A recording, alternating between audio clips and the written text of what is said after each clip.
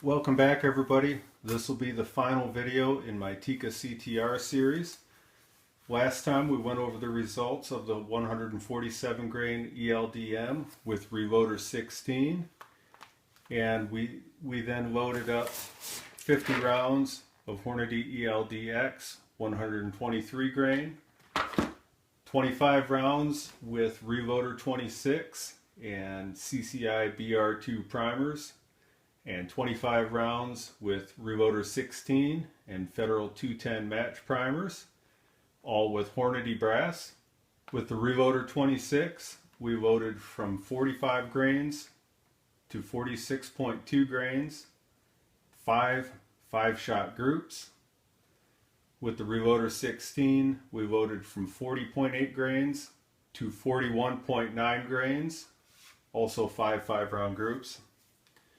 Had a pretty good day at the range, good day of shooting the rifle, not such a good day for videography though. More camera problems, they kept shutting off. So rather than show you a bunch of chopped up, butchered footage, I'm just going to go over the results of the 143 grainers. We worked up in 0.3 of a grain increments. We showed pretty good numbers, fairly low standard deviation. Extreme spreads were a little higher than I like. Velocity was pretty good. When we got up to 45.9 grains, the numbers tightened up quite a bit. We shot a standard deviation of 8.1, extreme spread of 24, average velocity 2784 with a 0.72 inch group. Not too bad. And it opened back up from there. On the reloader 16, we didn't have as good a results as it showed with the 147 grain ELDMs. We did shoot some decent groups. The numbers weren't terrific, and we hit pressure signs pretty quickly. At 41.7 grains, the group was opening up a lot, and I could see some ejector marks on the brass, so I didn't bother shooting that last group. We pulled them. So for the 143 grain ELDX, I settled on 45.9 grains of reloader 26 as the most efficient charge. Single digit standard deviation, extreme spread wasn't that bad, and it was a decent group. The 143 grainers did not shoot as well as the 147s in this rifle, but it was acceptable. It was pretty good. So I decided on that charge to take out and test a little bit further. So the time before, the 147 grain ELDMs shot very well at 41.8 grains of reloader 26. Very low numbers, shot a pretty good group, so I had settled on that as a target load that I really wanted to test out at longer range. I wanted to test these two loads at 500 yards. So I loaded up 10 of those 147 grains with the reloader 16 and 10 of the 143 grain ELDXs at 45.9 grains of reloader 26. And rather than drive all the way to the big rifle range, which is about 25 miles from here, I went to my nearby range, which is only a couple miles from here. And it's basically a power line that follows the edge of the Kenai National Wildlife Refuge. A lot of the local guys go there and shoot, and in the summer, you know, kids go out there and party and stuff like that, but it's a pretty cool place. I used my Bushnell ARC 1000 rangefinder to set the distance at exactly 500 yards and calculated the bullet drop using Nikon's Spot On Ballistic app that I have on my phone, and was able to punch in the data for these two bullets with the average velocity that I've seen, and it worked very well. Set up and shot those groups, and the results weren't spectacular. I was getting groups of 5 inches to 7 inches at 500 yards. So I definitely wasn't thrilled, and I started second guessing myself. I thought, you know, was this a good idea to change ranges and introduce new variables when I'm in the middle of testing and refining a load? At the nearby range, at the power line, I shoot laying prone, and I do a lot of prone shooting anyway. I have no problem with that. But for my earlier testing, everything had been done off the bench. So this time I'm laying prone on a sheet of cardboard, you know, snowbanks. And also I noticed that my cheap bipod had loosened up a little bit. Not really loose, but it needed to be snugged back down. So I'm thinking about that. I'm thinking, you know, what's going on? Why did these groups open up so much? I shoot quite a bit at distances like that. Never really have a problem. And I just kind of assumed it was because I had changed up my routine. So I came back home, reloaded those rounds, and drove over to the same range that I've been using, where I can shoot off a bench. And I actually took the bipod right off, took that out of the equation, and I went back to using my Caldwell tack driver bag that I generally use for load workups, because if you haven't used one, they're pretty nice. It's a rock solid rest. Really limits the movement to the rifle except for forward and backward. So I set up at 500 yards and shot almost the exact same groups. With the 143 grain, I shot a 6.5 inch group at 500 yards. With the 147 grain, only slightly better, 5.5 inches. I'm going to spare you guys the footage because watching videos of someone shooting mediocre groups to me is not entertaining or very informative. I had, at the end of it, pretty disappointed in the whole day and really started thinking about things. What's going on with this rifle? And putting my thoughts together and collecting them based on everything I've seen throughout this load development. At that point, I was ready to leave. I had 5 rounds left of the 147 grains, and I decided to just burn them off. There's a gong at 600 yards at this range that's a half-sized doll sheep target. It's cut out of steel, painted white. So at 600 yards, I used the ballistic app, figured it out, and first shot hit low, so I adjusted for elevation, and then fired my remaining 4 shots in rapid succession, and actually shot a really good group. At 600 yards, the last 4 rounds were inside 4 inches. Here's a picture of that. So at this point, I'd be pulling my hair out if I had any. You know, the final group was good. If this rifle shot like that consistently, I'd be plenty happy. So here's a few of the things I figured out, and I think I understand what's going on with this rifle. I've been over it and over it and over it. I've changed scopes, I've changed rings, I've torqued everything, adjusted torque. Everything I know how to do to a rifle that isn't shooting consistently has been done to this rifle at least twice.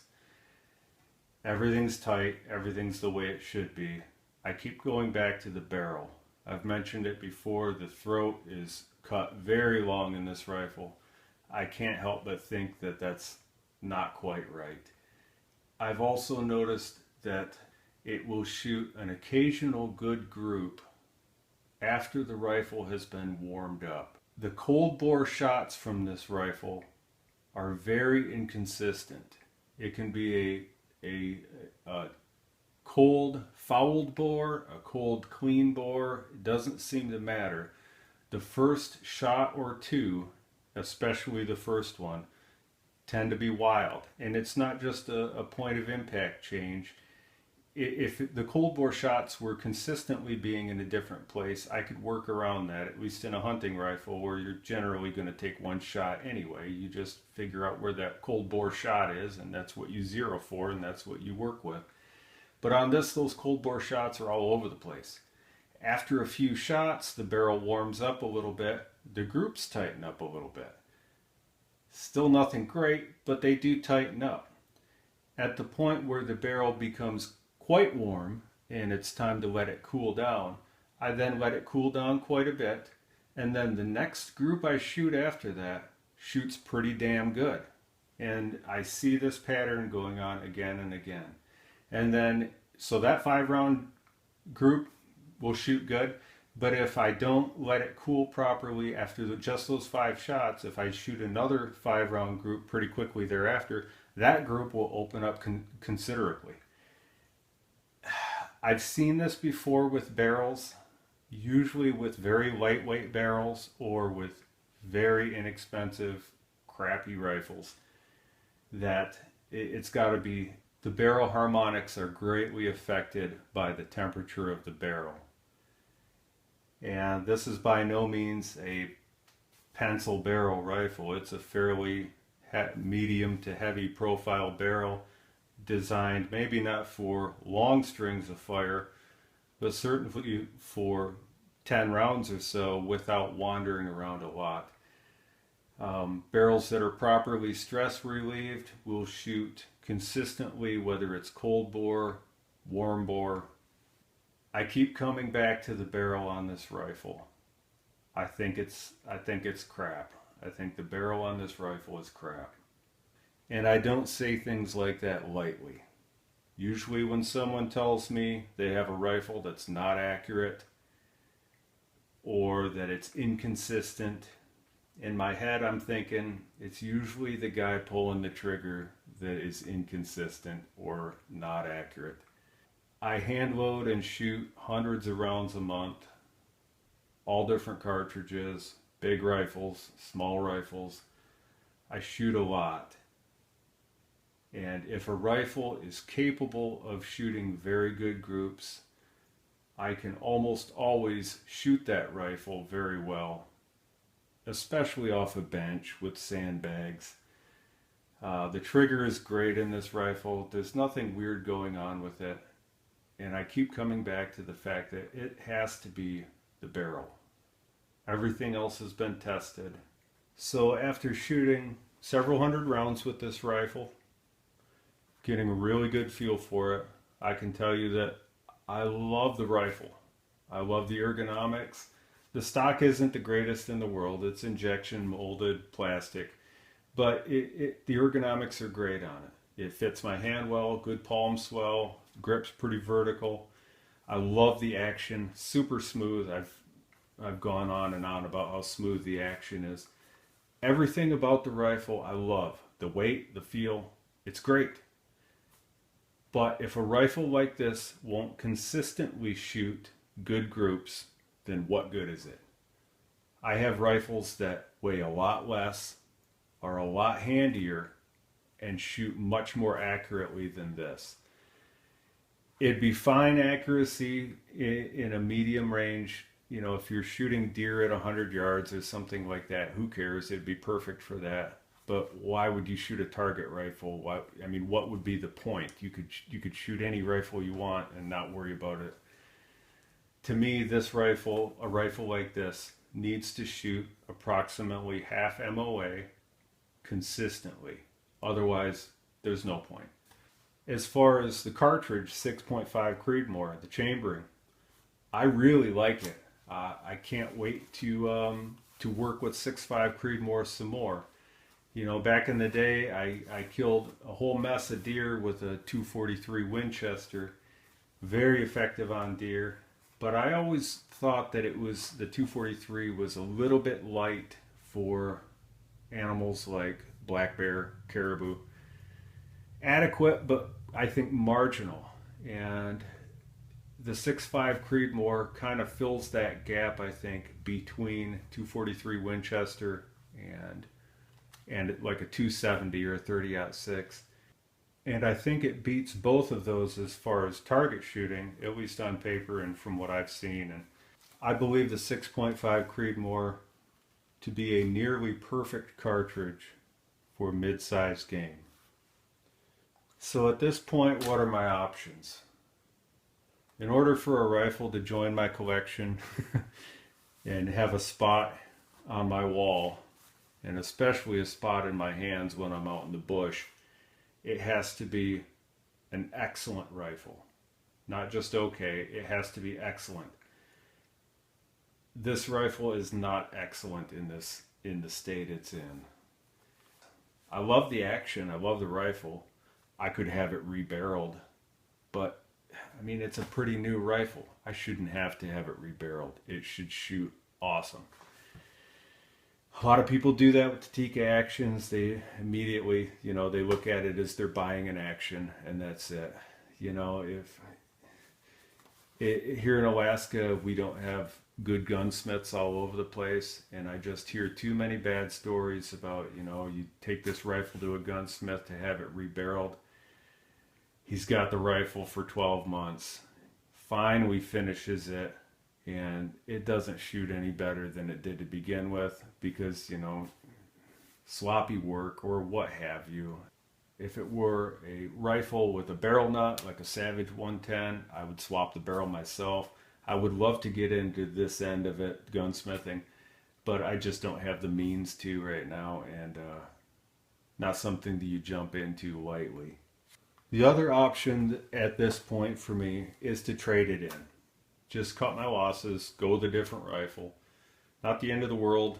I've had a lot of fun shooting it, and got to learn the ropes of loading 6.5 Creedmoor, which is super easy to load. I mean, if you load any other rifle cartridge, this is an easy one, not much to it.